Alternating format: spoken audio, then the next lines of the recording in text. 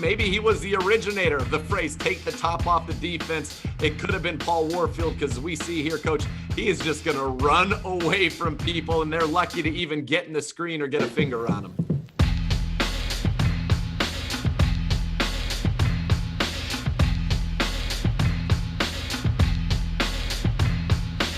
Welcome into a very special edition of the Browns Breakdown 75th anniversary, as we look at some of the greatest to ever wear the Cleveland Browns uniform. And sometimes we've got some modern style tape. Sometimes we've got some old school kind of shots to see these guys in their heyday. And today we're going to be looking at Hall of Fame wide receiver Paul Warfield. And to help us tell you just how dominant he was, we bring in our own wide receiver coach and passing game coordinator, Chad O'Shea. And Coach, you know, Paul Warfield, 8-time Pro Bowler, 2-time first-team All-Pro, a Hall of Famer. And you think about the era in which he played, the fact that he averaged 20.1 yards per catch for his career is kind of astounding. It really is. And I mean, it's going to be an honor to talk about him today and look at this film. I'm really excited to do this.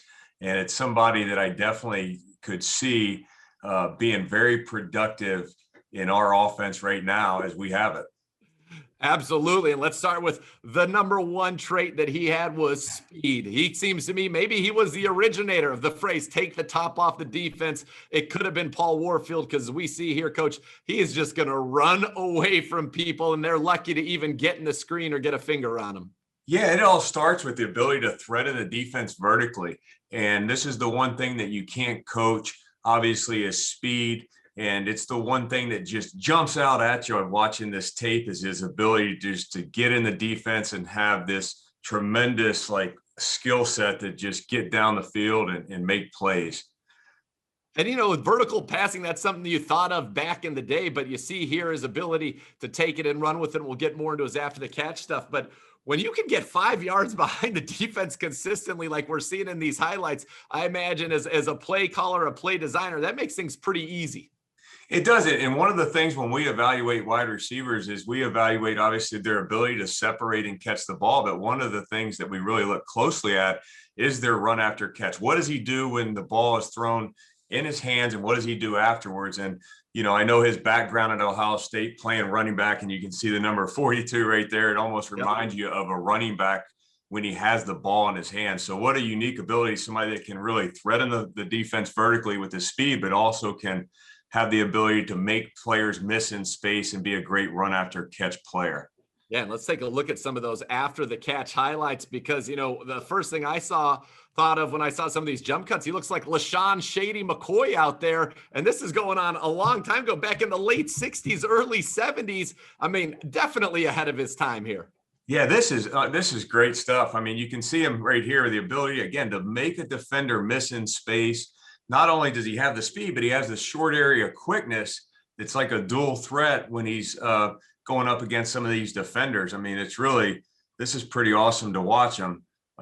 You know, and so many of his big plays, hey, they can happen down the field, but they can also, we could get him the ball. I could see us offensively now at the Browns getting this guy and throwing him a quick pass and letting him do the rest. Because he's got that vertical, and as you saw there, reminded me of Jerry Rice. Take that slant, split the safeties, and I'll see you later.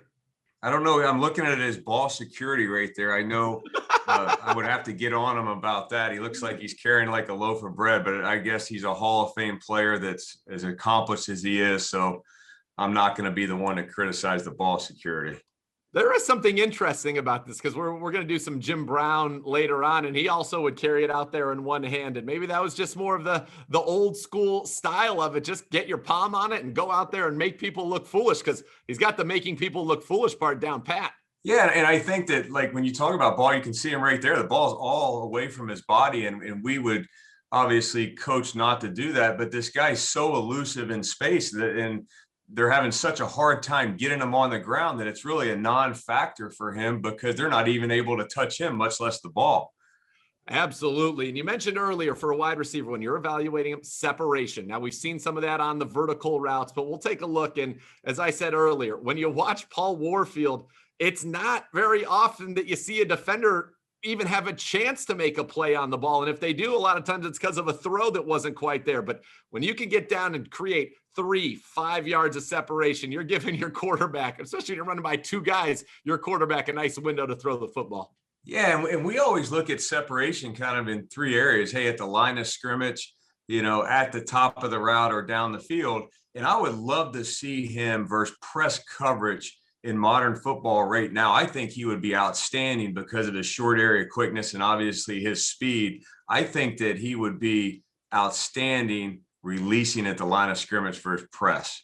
And that's one of the things that you get that release early. I think of some of the, the modern era. Great Steve Smith was always tremendous releasing at the line against press coverage. And when you do that, you've already beaten them. And then now you're just running away from them. And as Paul Warfield does very well. By the way, how about these goalposts? This is insane. Yeah, that last one, I was thinking the same thing. As I was about to comment on how well he tracks the deep ball. Obviously his ball skills are outstanding, but this is a tough deal. I always try to talk to the players about distraction and the ability to catch the ball in crowds and have great focus. And that's an added element to it, having something in the middle of the field right there.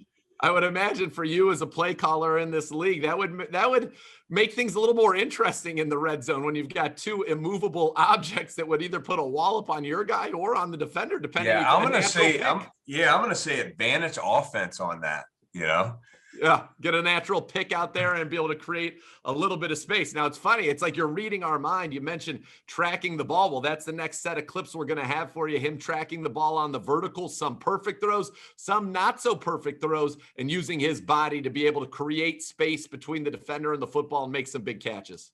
Yeah, one thing I've experienced is there's certain players that track the ball better down the field and they do short or vice versa. And what I've seen with him so far is the ability, again, to track the ball well down the field or take a short pass, track it well in traffic and do a great job with his run after catch ability. Because part of it, right, is you getting open. That's great. That's job number one. You got to get open, but then right there in the middle of traffic, you also got to be able to catch the football. That's hence the name receiver.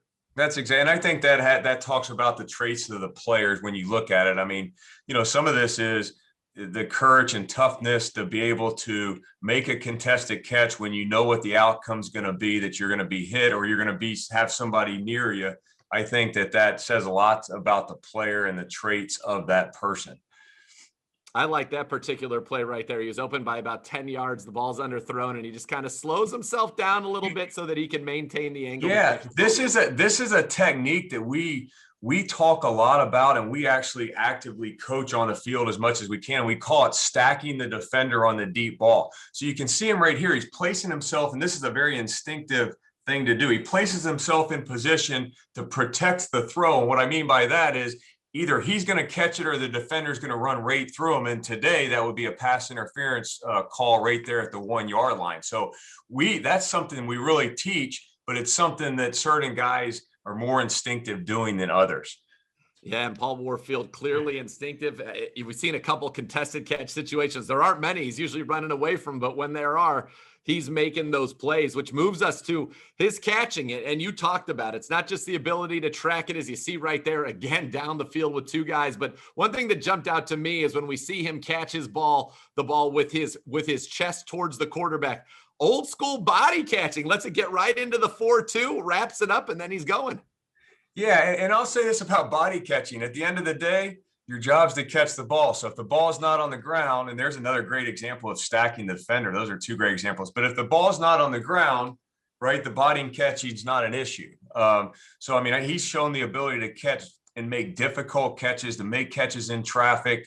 And, it's something that I've always thought might be talked about too much, because if the ball's caught, it's caught, That's right. That's right. That one right there in the middle of the field past the Steelers, incredible. I mean, that's big time body control. That is trust. That is awareness of where you are on the field, not worrying about the goalpost. And I mean, that's a big time catch right there. Yeah, his overall athleticism is really good. And you see a lot of the things, I know he has that background playing at Ohio State, a different position and playing receiver here. I mean, you can really see some of that stuff show up in his overall, like I would say, his athletic skill set.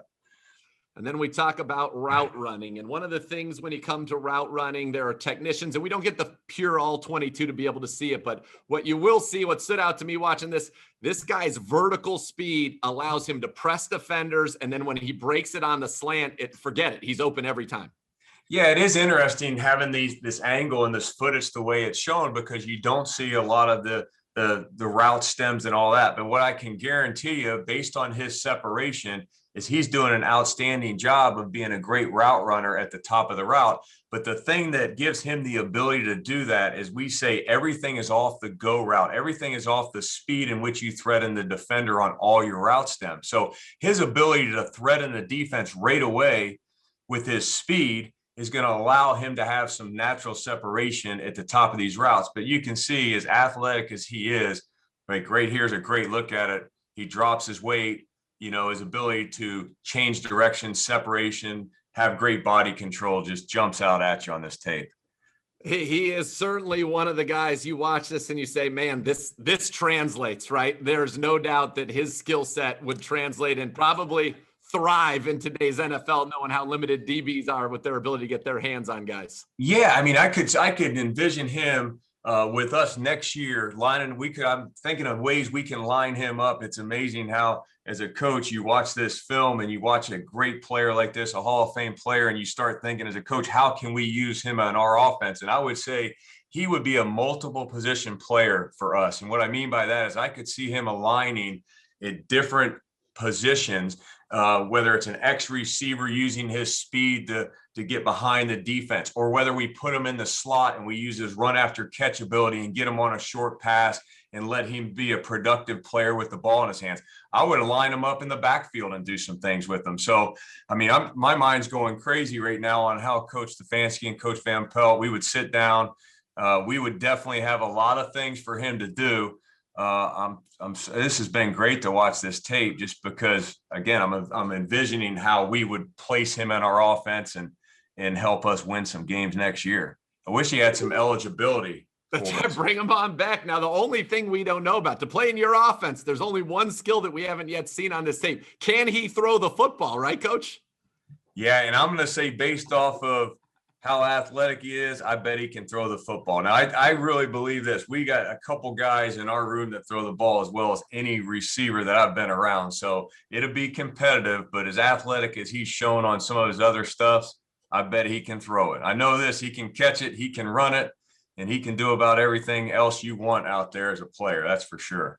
And that is why in the Hall of Fame, his best season with the Browns, 1968, 50 catches, 1,067 yards. Yep, that's 21.3 a pop. And he led the NFL with 12 receiving touchdowns, the Hall of Famer. And he was the subject of today's 75th anniversary Browns breakdown, with tremendous analysis and insight presented, as always, by Browns wide receiver coach and pass game coordinator, Chad O'Shea. Coach, thanks so much for breaking down the great. That was an honor. That was really a neat thing for me to do. I know it was anytime you can watch a player that's as accomplished and as well respected as he is a lot of fun to do.